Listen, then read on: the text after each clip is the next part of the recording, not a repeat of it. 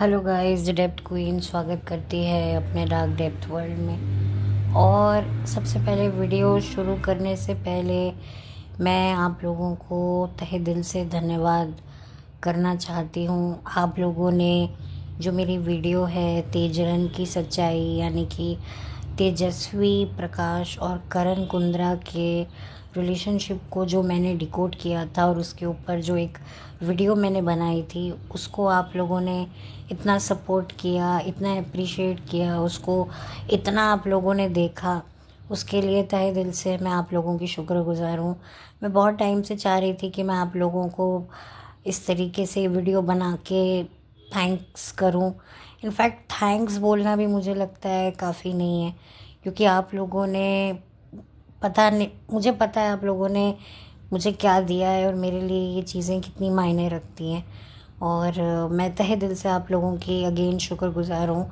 और मैं चाहूँगी कि जो मेरे चैनल्स पर जो वीडियो हैं उन्हें आप ऐसे ही सपोर्ट दीजिए। और अगर आप लोग ऐसे ही सपोर्ट देते रहेंगे तो डेफ़िनेटली मुझे भी एक इनकरेजमेंट मिलेगा कि मैं अच्छे टॉपिक्स पे बात करूं। यकीनन मेरा जो ये चैनल है ये थोड़ा डिफरेंट है, यहाँ की जो कंटेंट है वो बहुत डिफरेंट है। तो बस मेरी यही कोशिश रहती है कि मैं कुछ अलग करूं। इसी पर्पज़ से जो है मैं नई नई चीज़ें लेकर आती हूं। उसमें से कुछ चीज़ों को आप लोग बहुत अप्रिशिएट करते हैं और कुछ चीज़ें हैं जिनको रिस्पॉन्स नहीं मिला है जैसा कि मैंने उम्मीद की थी, और कुछ को मुझे उम्मीद थी रिस्पॉन्स मिल रहा है, लेकिन लेट मिल रहा है पर मिल रहा है। हालांकि मैंने जब उनको अपलोड किया था तो मुझे लगा था कि इस वीडियो को पसंद किया जाएगा, लेकिन खैर कोई बात नहीं, वक्त लग रहा है लेकिन लोगों तक मेरे वीडियोस पहुंच रहे हैं। कम पहुंच रहे हैं, फिर भी कोई बात नहीं। जितने भी लोगों ने देख रहे हैं, जितने भी लोगों ने मुझे सब्सक्राइब किया है मेरे चैनल को, उनको तहे दिल से धन्यवाद।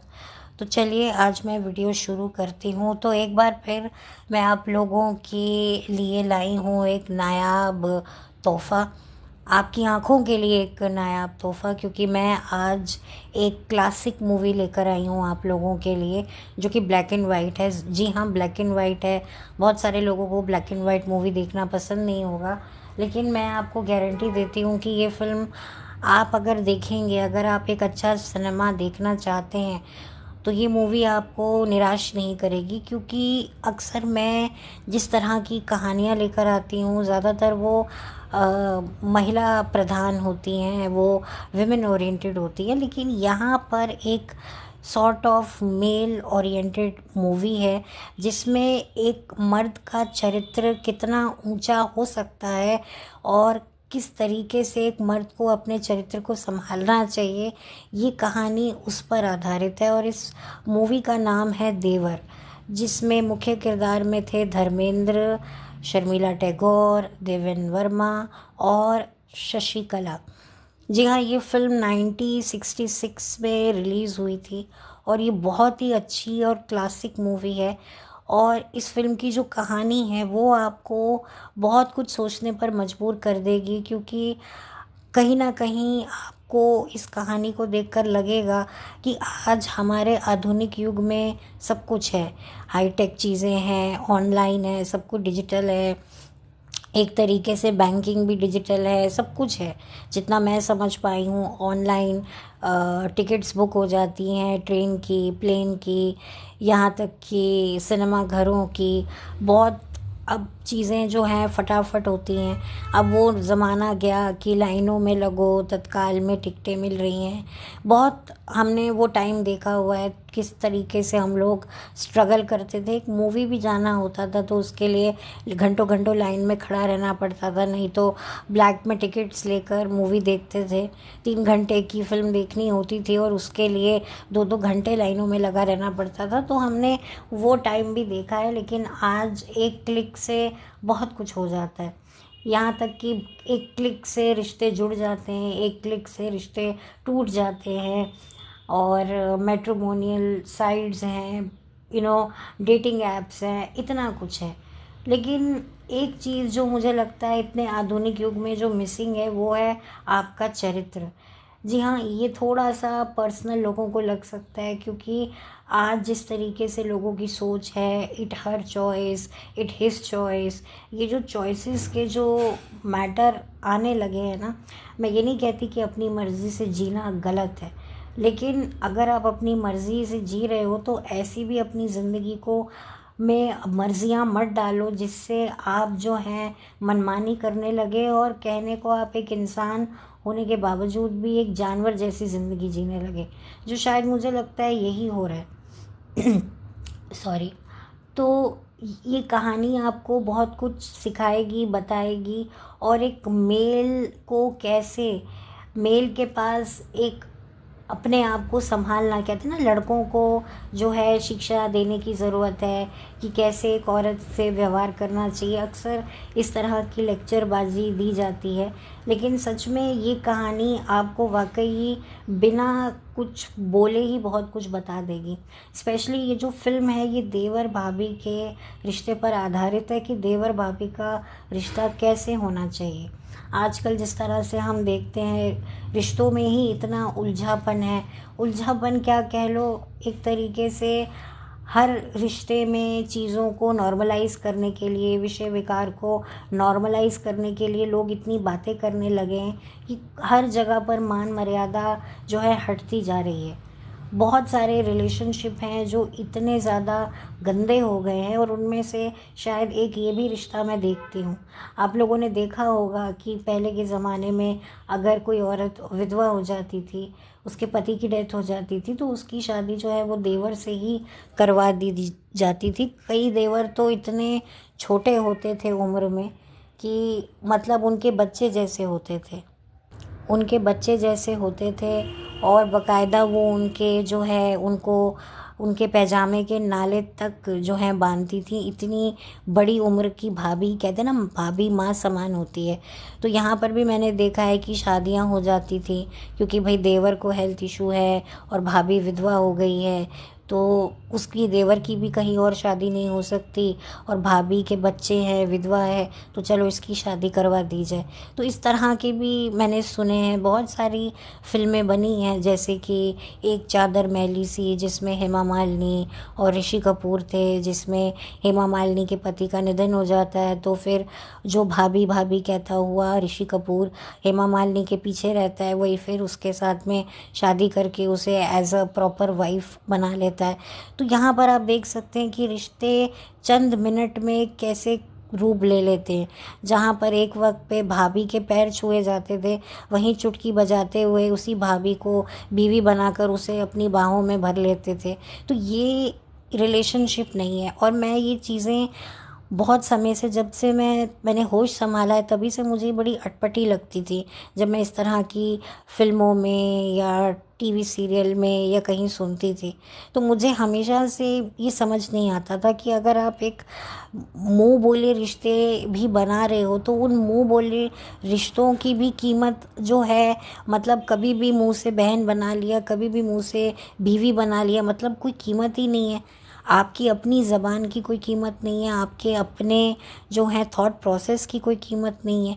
तो फिर अपनों के साथ में क्या है? या तो आप बोलो मत, या अगर आप बोल रहे हो तो अपने बोल पर तो कायम रहो। तो यहाँ पर ये जो कहानी है आपको ये सारा खेल समझाएगी, रिश्तों का ताना बाना कैसे जो उलझा होता है वो आपको ये कहानी बताएगी। मैं छोटा सा ब्रीफ दूंगी इस कहानी का, ताकि आपको थोड़ा समझ में आ जाए कि ये फिल्म किस विषय पर बनी हुई है।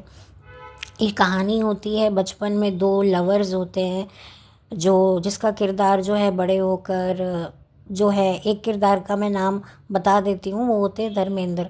जो बचपन में उनकी एक चाइल्डहुड स्वीट हार्ट होती है, जिनको वो बहुत पसंद करते हैं, लेकिन वो उनसे बिछड़ जाती है। फिर समय बीतता है, वो जवान होते हैं, उनका एक कज़न ब्रदर होता है देविन वर्मा। दोनों में बहुत भाइयों में प्यार होता है, लेकिन होता क्या है कि दोनों को अलग अलग लड़कियों के रिश्ते आते हैं, अलग अलग घरों से। तो दोनों ये तय करते हैं कि हम एक दूसरे के लिए लड़की देखने जाएंगे। हालांकि उनको हम ये नहीं बताएंगे कि हम उनके दूल्हे नहीं हैं, बल्कि हम कोई और है। हम उनको परखेंगे और हमें पसंद आएगी तो फिर हम बता देंगे। देखिए कि एग्जैक्टली क्या होगा पिक्चर में, वो आप फिल्म देखेंगे तो आपको समझ में आ जाएगा। मैं इतनी डिटेल में नहीं जाऊँगी। अब होता यूँ है, देवेन वर्मा देखने जाते हैं धर्मेंद्र की होने वाली बीवी को, जो होती हैं शर्मिला टैगोर। और शर्मिला टैगोर को देखते ही देवेन वर्मा की नीयत फिसल जाती है और उसे लगता है कि मैं ही इस लड़की से शादी करूं रादर देन कि मैं धर्मेंद्र अपने भाई की शादी इससे कराऊं। तो फिर होता यूँ है कि फिर ऐसे संजोग बनते हैं कि जैसा देवेन वर्मा चाहता है बिल्कुल वैसा ही होता है। धर्मेंद्र की शादी शशिकला से हो जाती है और इधर जो है शर्मिला की शादी देवेन वर्मा से हो जाती है। उधर धर्मेंद्र और शशिकला की एक दिन भी नहीं बनती है। दोनों बिल्कुल एक दूसरे से मेल नहीं खाते हैं, पूरे ऑपोजिट होते हैं। और यहाँ पर जो देवेन वर्मा हैं और शर्मिला टैगोर हैं, उनमें भी बहुत मिसअंडरस्टैंडिंग्स रहती है। और फिर एक दिन जो है पता चलता है धर्मेंद्र को कि जो उसकी चाइल्डहुड लवर कोई और नहीं बल्कि शर्मिला टैगोर है, और उसको बड़ा धक्का लगता है। और उसको ये भी पता चलता है कि ये शादी जो है वो धोखे से की गई है। मतलब शर्मिला ही वही लड़की थी जिससे मेरी शादी होने वाली थी, और देवेन वर्मा का मन ललचा गया और उसने घपलेबाजी करके जो है तिकड़मबाजी लगाकर जो है खुद ही उससे शादी कर ली। ये बात जो है धर्मेंद्र को नहीं पता होती है कि मेरे भाई की नीयत बिगड़ी और उसने क्या गोलमाल किया है। तो ये सारा जो गोलमाल है, कैसे शादी उसकी शशिकला से हुई धर्मेंद्र की, ये देवेन वर्मा का ही रचाया हुआ षड्यंत्र होता है जो आप फिल्म में देखेंगे।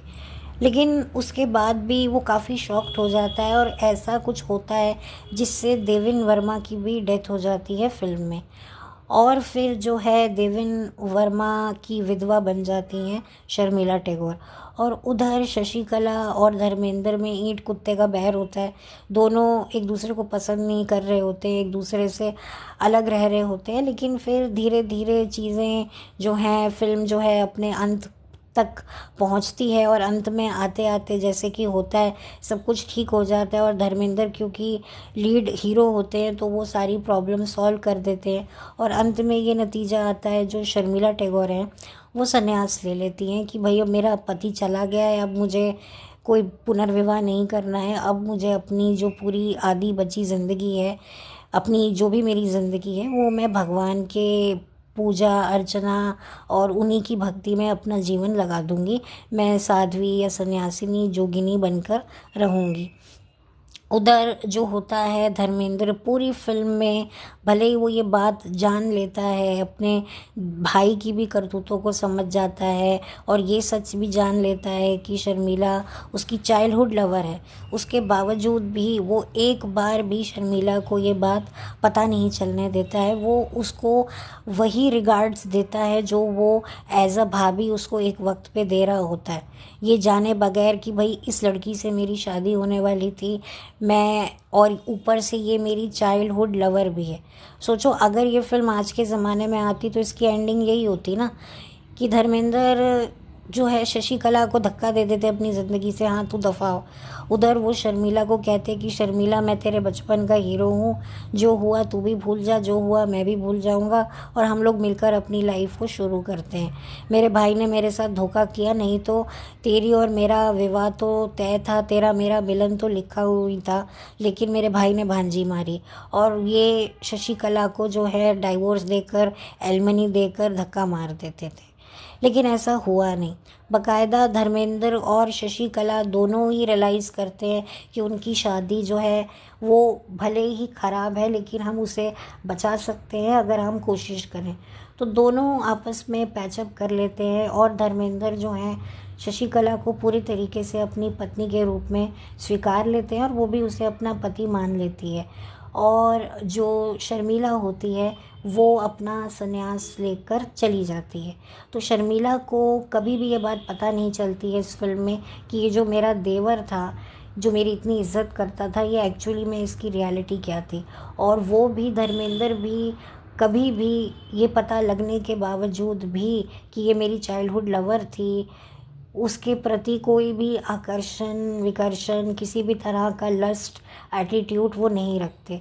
वो उनको अपने भाई की बेवा के रूप में, विधवा के रूप में ही देखते हैं। पहले जब भाई ज़िंदा था तो उसकी पत्नी के रूप में, और उसके जाने के बाद भाई के, वो उसे उसकी बेवा के रूप में देखते हैं, विधवा के रूप में देखते हैं। कहीं से भी उसके प्रति वो अपनी नज़र दृष्टि नहीं बिगाड़ते। तो ये बहुत ही एक अच्छी फ़िल्म बनाई गई है। एक मर्द का जो कैरेक्टर होता है, जिसको हम अंग्रेज़ी भाषा में जेंटलमैन बोलते हैं, वो जेंटलमैन ऐसे ही होते हैं। तो ये मुझे चीज़ बहुत अच्छी लगी है। और जिस तरीके से देवर भाभी का जो एक हाई रिगार्ड्स वाला रिलेशनशिप होता है, वो आपको देखने को मिलेगा, जो आज की तारीख में नहीं मिलेगा। यहाँ पर कहने को वो उसकी कज़न भाई की बीवी थी, यहाँ पर तो सगे भाई की बीवियों के साथ भी बहुत कुछ हो जाता है। तो जो ये रियलिटी है, ये कलयुग की रियलिटी है। तो ये फ़िल्म आपको बहुत कुछ सिखाएगी, बहुत कुछ बताएगी, बहुत कुछ समझाएगी।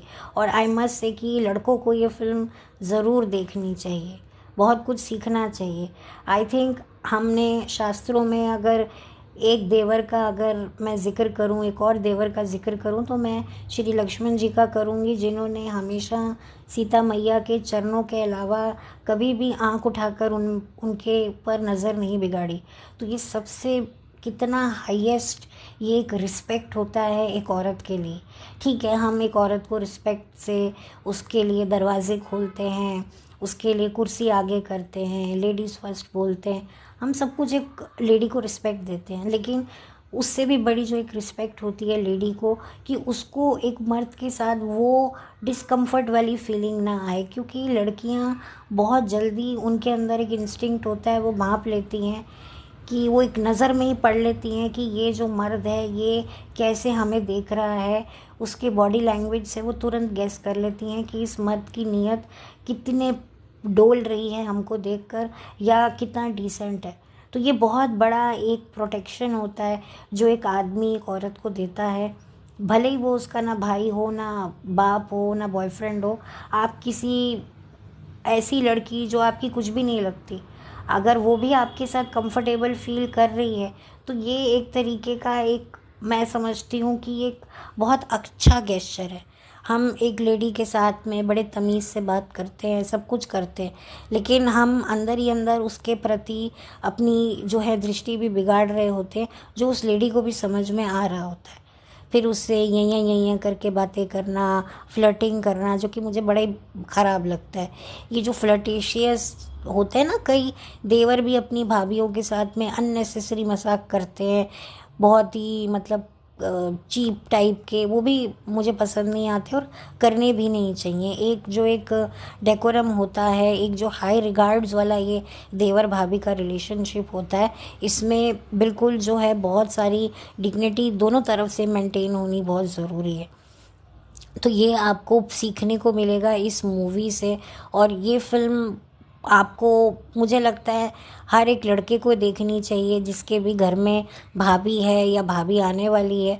तो मैं तो यही कहूँगी, बाकी लड़कियों को भी देखना चाहिए कि कैसे जो है अपने आप को संभालना। ये तो देखिए लड़कियों को तो पता ही है, लेकिन लड़कों के लिए तो ये बहुत ज़रूरी है फ़िल्म। मैं लड़कियों को कहूँगी कि अपने भाई या अपने जो भी उनके नज़दीक में कोई दोस्त है, लड़का है, अगर वो कोई ऐसी फ़िल्में देखने में इंटरेस्टेड है तो ये उसके साथ शेयर कीजिए।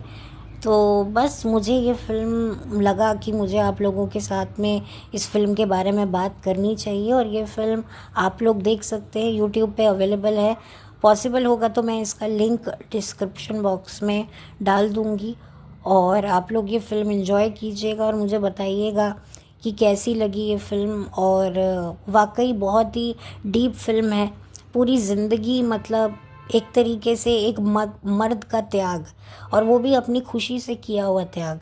एक हम औरत के त्याग की अक्सर बात करते हैं, लेकिन कभी कभी कुछ चंद मर्द होते हैं जो मतलब कि आगे बढ़कर इतना बड़ा त्याग कर जाते हैं जिसकी कोई कल्पना भी नहीं कर सकते। उनके पास एक पूरा वैलिड रीज़न था धर्मेंद्र के पास, कि एक फेल मैरिज है और उसके भाई ने उसके साथ छल किया, कपट किया, और उसकी मासूम सी गर्लफ्रेंड के साथ शादी कर दी, और उसके साथ भी उसके रिलेशन अच्छे नहीं थे, उसकी भी डिस्टर्ब मैरिज थी। तो ये एक सही है, टाइम है, मैं शादी कर लूँ और शायद कोई भी मुझे मना नहीं करेगा। लेकिन उसके बावजूद भी कि नहीं, ये मेरे भाई की बीवी है, नो मैटर मेरे भाई ने मेरे साथ चीट किया, लेकिन मैं उसकी आत्मा के साथ भी चीट नहीं करूँगा। तो ये बहुत मुझे अच्छा लगा। आई डोंट नो आप लोगों का क्या इसमें थॉट प्रोसेस है, बट बस मैंने ये फ़िल्म मुझे अच्छी लगी और बहुत टाइम से मैं सोच रही थी कि मैं इसके बारे में बात करूं। तो मैंने कहा कि चलो मैं बात करती हूँ, क्योंकि जब मैंने ये फ़िल्म देखी थी तो मुझे ये बहुत ही अच्छी लगी थी ये फ़िल्म। तो तभी से मेरे जहन में थी कि ये कभी मुझे मौका मिलेगा तो मैं इस मूवी को रेकमेंड ज़रूर करूँगी। तो खैर, वीडियो को मैं ज़्यादा लंबा नहीं करती हूँ और अब इस वीडियो को मैं बंद करती हूँ, और मिलूँगी आप लोगों से बहुत जल्द। और बहुत जल्द जो है, मैं छोटी सी छुट्टी पे भी जाने वाली हूँ। कुछ दिनों के लिए मैं वीडियोस वगैरह नहीं कर पाऊँगी। आई डोंट नो कब ये होगा, लेकिन जब भी होगा आपको पता चल जाएगा। मैं कम्युनिटी पोस्ट पे आप लोगों को इत्तला कर दूँगी। और अभी तो नहीं, अभी तो मैं सोच रही हूँ कि मैं वीडियो जो है कुछ एक दो और अपने जाने से पहले आप लोगों को बना जाऊँ। बट क्योंकि वही बात है कि मेरा ये चैनल थोड़ा डिफरेंट है, तो मुझे थोड़ा सोचना पड़ता है कि मैं आप लोगों के लिए क्या नया कंटेंट लेकर आऊँ। तो खैर, मैं चलती हूँ, लौट कर जल्दी मिलती हूँ। Thank you so much once again, आप लोगों के प्यार के लिए और आप लोगों के सपोर्ट के लिए। और प्लीज़ मेरी वीडियोज़ को देखिए और उन्हें पसंद कीजिए। Thank you so much.